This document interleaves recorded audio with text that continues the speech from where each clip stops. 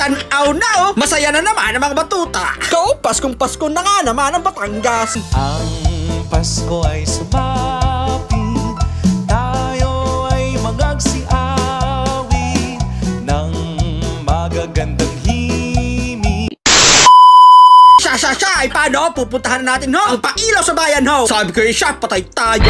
Late yata tayo. Ay baka hindi natin abutan ang fireworks na ayon. Ako'y duda dahil ari traffic na. Ay pagkagar na ay talaga mapapabuntong hininga. Wala ay dililibarin na lang sa sarili. Pagtingin kay Bit parang kagara yata na sasakyan ng mga estudyanteng are. Ay nakatindig sabi ko siya, yayin na kay sagar na. Nyeta, sari-sari na nakikita. Yun o, ay dili na kami dumaan sa BSU may sa may barahe. Ay tama ako, walang traffic din eh. Diretso plaza are. Kita nyo naman may pailaw na din eh. Alay pati mga ibaw, may pailaw din eh. Hindi ko hindi magmadali. Ay pag naiputan ay parang bato ang sasakyan. Ika nga ng mga nadidin ay blessing. Pero hindi, kinaripas ko din. Ay sa hirap magkaruas. Kita nyo kasi daming layang. Yun o, tanaw na o, masaya na naman ang mga batuta. Go, Paskong Pasko na nga naman ang Batangas. Ay talagang buena, si biruin may islat ng parke. Ay sa tagal ko nang nadaan din eh, sa hirap ng parke. Buti na lang pinagbigyan ng hiling. Paano sa bahe, chikiting? Ang Pasko ay sumapit, tayo ay magagsiawit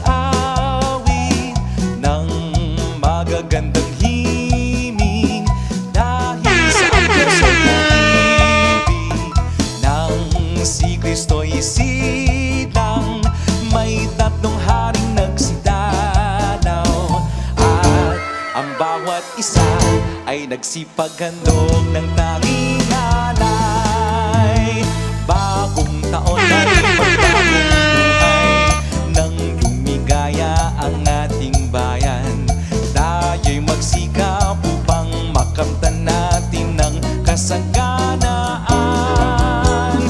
Tayo'y magsiawit habang ang mundo'y tahimik.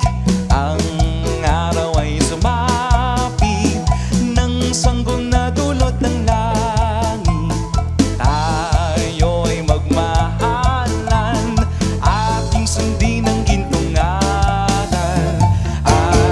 magbuhat ngayon, kahit hindi Pasko ay magbigayan.